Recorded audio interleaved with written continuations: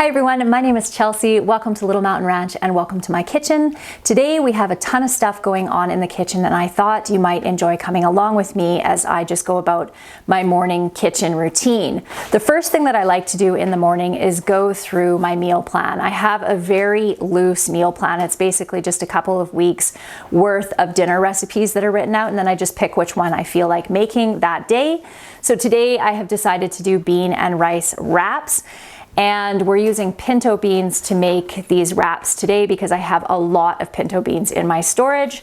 So usually when I'm making beans, I do them in my Instant Pot. The thing I love about the Instant Pot is I almost never remember to soak beans overnight, and you can actually just put dry beans right into the Instant Pot and cook them up really quickly. I used 4 cups of pinto beans, and into that I added salt, chili powder, a couple of bay leaves, and then I went down to the pantry and I grabbed some onion and also some garlic and I put those in there as well. And then I topped it off. I usually use at least twice as much water or twice as many cups of water as I do to beans. I'll cook those beans and then I'll just leave them in the Instant Pot to stay warm until I'm ready to mash them up for dinner tonight. And then I'll just make the rice right before that, as well as getting the prep, the tomatoes and the lettuce all chopped up, the cheese grated, and the sour cream and salsa all set out. And that will be dinner for tonight. It really does help to manage kind of any feelings of overwhelm I might get with the amount that I need to get done in a day if I get supper done in the morning. So that is number 1. So that's already done now. The next thing that we are going to work on this morning is to get the tomato sauce that I cooked up yesterday all canned up. So I have the pot over on the stove there staying warm. I already have all of my jars washed that I washed up this morning over beside the sink. And my canner, I'm going to be using my steam canner today on the stove. So to make my tomato sauce, it is super easy. I just take my tomatoes and wash them. I don't core them, I don't skin them, I don't do anything like that. I'll throw them in a pot on the stove on low and leave those cooking all day, just making sure to stir them quite frequently. Or I will put them in my roaster oven. The roaster oven is fantastic for this because it doesn't require as much babysitting as cooking the tomatoes on the stove. Once those tomatoes are cooked down, I'll usually mash them with a potato masher or a big spoon, just kind of squish them down a little bit until they burst, and then I'll run them through my food mill.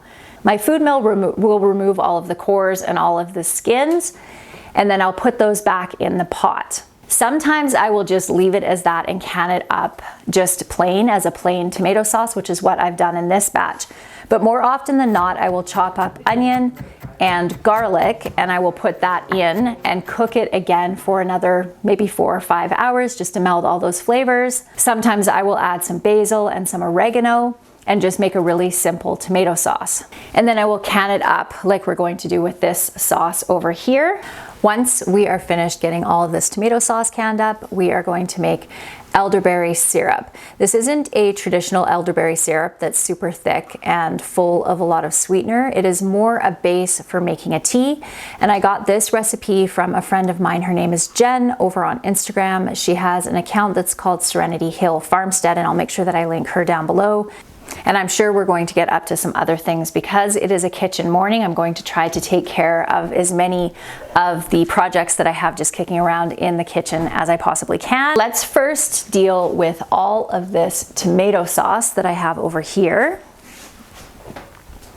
So what I did is I made this up yesterday and I put it in the fridge overnight because I didn't have time to can it. And then I put it back on the stove to heat it up because, like I've mentioned before, I like to hot pack just about everything that I can because I end up with less cracking on my jars. With the steam canner, I just fill it up just below the holes here. I'm going to add a little bit of salt to each jar. This is not something that you need to do. But if you are using either the water bath canner or the steam canner, you do need to add either citric acid, a half a teaspoon for every quart, or 2 tablespoons of lemon juice. This is actually the first year that I have been using citric acid. And the nice thing about using the citric acid powder is that it doesn't impart any kind of flavor onto the tomatoes, whereas the lemon juice does just a little bit. I've never really noticed it as a big issue, but some people don't like it. Then I leave about 3/4 of an inch of headspace, kind of standard for most canned products.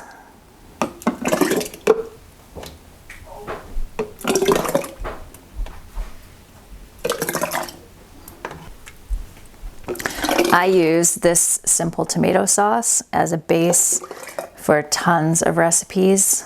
I usually like to add the garlic and the onions just because it's one step I don't need to do when I'm actually making the recipe, but I did not get around doing it for this batch, so I'll just add that when I'm actually going to make whatever it is that I'm going to turn this stuff into. Okay, I'm going to have enough for just about 2 canners full. I'm really looking forward to being done canning tomatoes this year. What I used to do before I grew my own tomatoes is I would just buy 500 or 600 pounds of tomatoes at once and then just can them over 3 or 4 days and be done with it. And honestly, that is my preference rather than just canning a little batch every day over a month or 2. Oh, that looks fantastic, honey. Well done. Yeah, I see. They look really good. And just so that I can be done this part of it, I'm just going to jar everything that I'm going to can up today at once. And then I think we'll actually go over and pull out all of the tomatoes that we have that have ripened out of the boxes and get another batch going into, thank you, honey, into the roaster oven. Are you guys clean as you go cooks, or do you just kind of go through your kitchen like a hurricane and then clean it all up at once when you're finished? When I'm filming videos, I tend to clean up after myself a little bit better just because I'm more aware of the mess. But normally I am kind of a little bit more like a hurricane. I go through my kitchen and then it's an absolute disaster. And then I clean it all up at once. Okay, now we're gonna go through all of the tomatoes that we have in the boxes that we've been ripening from the big giant tomato harvest. We are really whittling it down now. We only have these ones, couple more over here, and then these boxes, significantly less than we started with, which feels great. Okay, I'll go through and pull out everything that's ripe. All of these tomatoes have been ripening inside. I haven't lost very many to rotting or getting mushy or anything, but I am making sure to do this every single day so that I don't lose any. Yeah, we'll just fill up. They seem to ripen a little bit better on these ones. And then we'll take all these ones that aren't good and give these ones to the pigs. Can you grab the pig scraps there, please, Matt?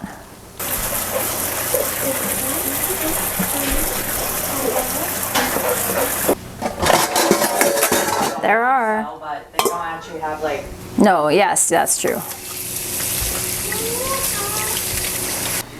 On to the elderberry syrup next. So I am making this elderberry syrup as something that I can add to my cold and flu teas that I'll be making in the winter when my kids have the sniffles. One thing though, when you are heating up anything that is high in vitamin C, is you don't want to keep it at a really high temperature for a long time because you will ruin the vitamin C that is in it, and it'll just change its properties so that it's no longer the same vitamin C as you're going to get out of a raw fruit or vegetable. One of the tricky things about this with elderberries is because one of the great things about them is how high in vitamin C they are, but you can't eat elderberries raw. They are poisonous when they're raw, and you do need to heat them in order to make them digestible. So we are actually not going to be heating this up too terribly much. What I'm going to be doing with these is bringing them up to a boil, and then I'm going to turn it down and just simmer it for 20 minutes, and that is long enough and high enough of a temperature to neutralize the toxins that are in them. Okay, let's get a strainer out here and strain out these and give them a wash.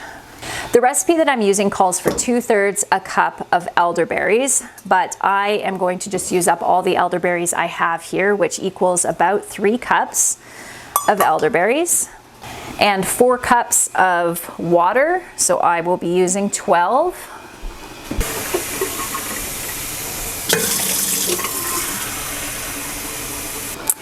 And I'm gonna have to take my tomatoes off the stove. I can't wait till it's cold enough to use my cook stove, because then I have 2 stovetops to use. So I'm gonna put that on the stove on high. Once it comes up to a boil, I'll turn it down to a simmer and then simmer it for 15 minutes. And in the meantime, I'll try to tidy up my mess. Get the counters washed at least.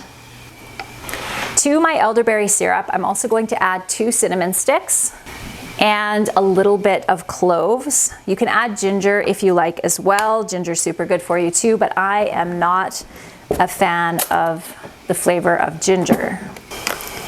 Do go easy with cloves. They are a strong flavor.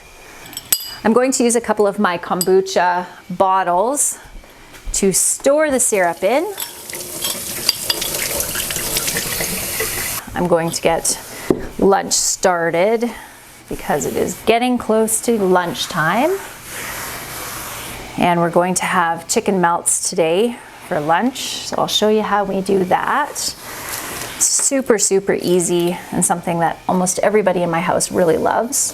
One of the things that I usually do every second or third morning or so is I bake bread, but I knew I was going to be super, super busy this week. So I asked Dan to pick up some buns for me and some bread so that I didn't have to do baking this week, because while it's not super time consuming, it's just one other thing to think about.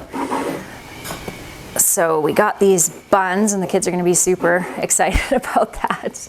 Lots of kids that don't get to eat home-cooked food think eating home-cooked food is fantastic, but when your kids eat home-cooked food all the time, something that's store-bought, especially Kaiser buns like this, is like a treat. And then some of my kids like these broiled in the oven and some like them not broiled, so we will do a little bit of both, and then they can make a decision about who wants what. And then we will go down to the pantry and grab some canned chicken. I'll also show you my Apothecary that I have down in the pantry. That's where I keep all my herbs and things that I use for tea in the wintertime. Some canned chicken. And then over here is where I have all my herbs. So I think for this tea, we'll grab some chamomile, some bee balm, and what else? And some echinacea. We'll grab a bowl and drain out the juices and then dump all of this into this bowl. I don't know if I've showed this on a video before. I feel like maybe I have, but it is a good one and everyone loves it, so it's worth showing again. Would be awesome. So just add some mayo. Okay, I'm going to add a little bit of garlic powder, some of my zucchini relish. This is the secret ingredient, in my opinion. Add a good couple of tablespoons of that. Some salt and a little bit of pepper. And some of my kids like spicy, so we're going to add some pickled jalapenos and banana peppers to half of it once I get half of it made, because only half of the kids like it. You can also use chopped up onions in these, but Dan is actually making a salad too, and he's putting some onions in the salad, so I am not going to add more. I need something bigger to stir that. Those elderberries cooking back there with the cinnamon and the cloves smell so nice. And I'm going to grate some cheese. You can mix the grated cheese right into the chicken mixture if you want. You can also do this with salmon or tuna as well, or you can just sprinkle it on the top.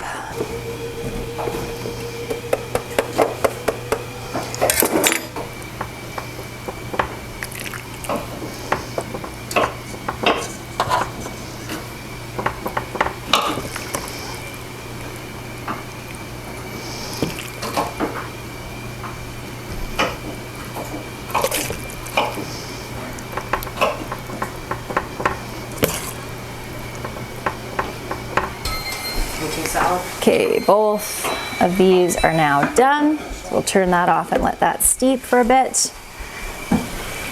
Turn this off and let it cool down before I take the top off. Pop these in the oven.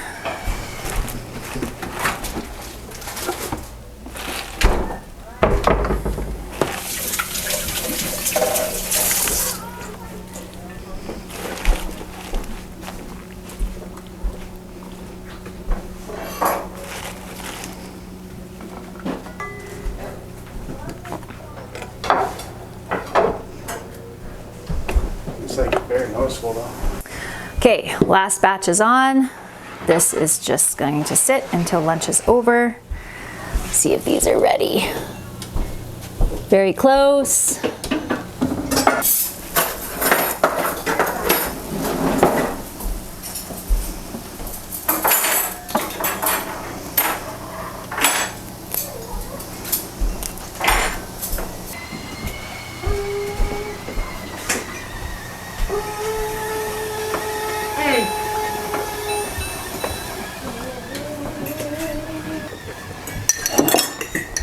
Speaking of pickle,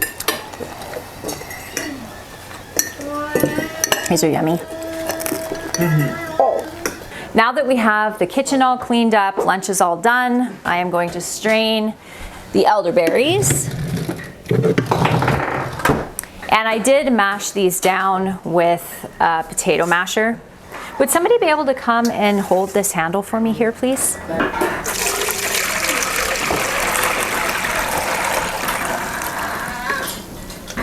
Are those stuff edible? Yeah, they're edible now. They weren't edible before they were cooked. So these are the elderberries.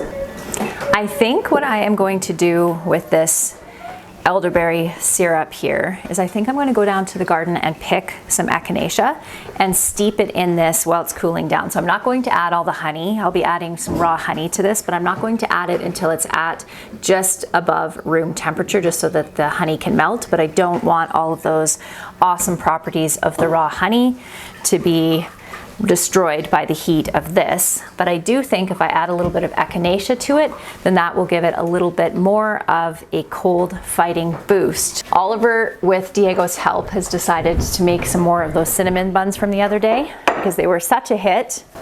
How's it going? good. Good? I need water. You need some water to get it to stick together? Yeah. Okay. So I have now burnt the bottom of my steam canner twice because I keep forgetting to add more water to it when I put the next batch in. So what I have done here, this is a little bit hot, is I have put some soap, some water, and some vinegar and boiled it again. So hopefully I can get off all of the burnt crud from the bottom of this. But yeah, this canner's not gonna last very long around here if I cannot remember to add more water. So I've just put the flowers right into the syrup. Well, it's not quite syrup yet. We are going to add this gorgeous raw honey. This is from our bees this year. Our honey was really light and floral, and it's going to taste awesome in that. Crystallized honey just looks so cool. Yeah, it does. That's so yummy. It is so yummy. You know what? What am I doing? I already know that there's 4 cups in this quart jar. Whoops. Do you want to scrape that out for me? That's funny. We can just dump this whole thing in there.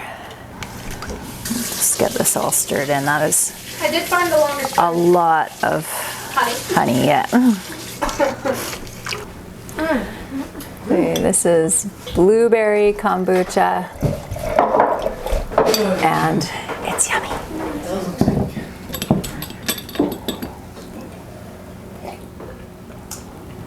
super super fizzy. Ooh, super fizzy. Ooh, it's good though. It's in there. Okay, you hold that. You have to do it really slow because the I will. hole is tiny. I will. Here we go.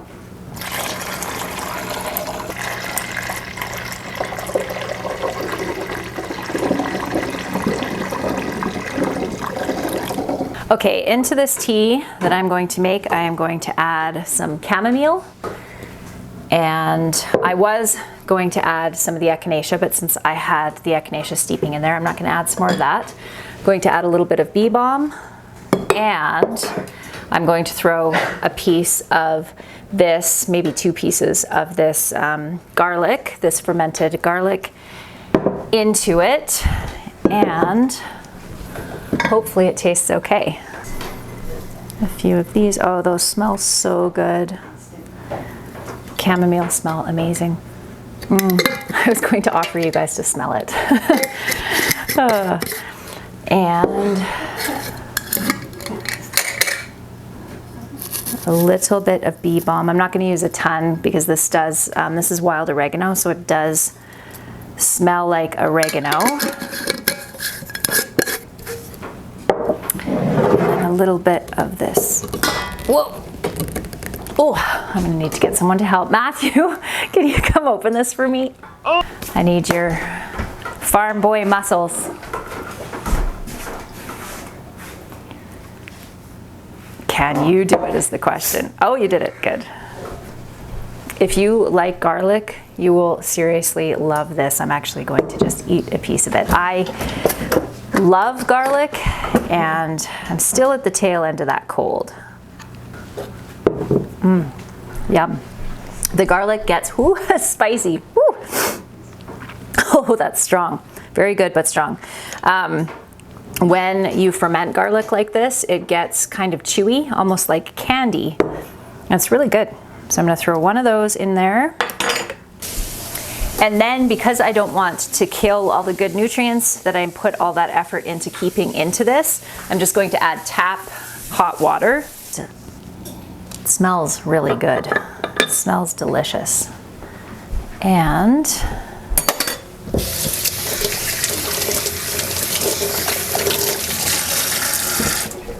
wipe up my mess again. So we have this gigantic pot of the tomato sauce, but it's a little bit runny. So I'm going to cook it down. Okay, one more thing that we can do with all of these scraps from using the food mill. So this is the food mill that I use, and it works well. Okay, I am going to take all of these. It's like a really complicated recipe. It's complicated? Okay, I'll help you. I'm going to take all of the skins from the milled tomatoes and dehydrate them and make tomato powder.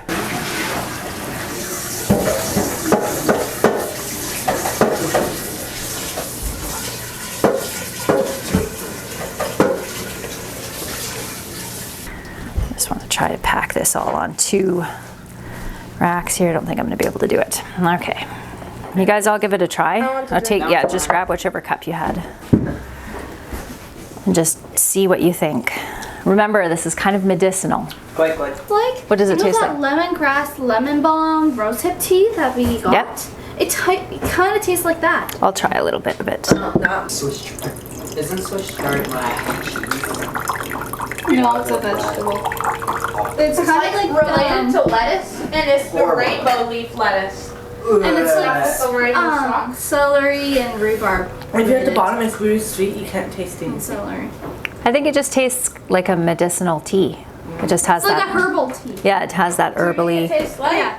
spinach. I can taste that kind of vegetable flavor that you're talking about. How long do I leave that in there for? But it's very good for you. Yeah, I'm having tons. You can have as much as you like because there's more left in here. I'll just bring this over.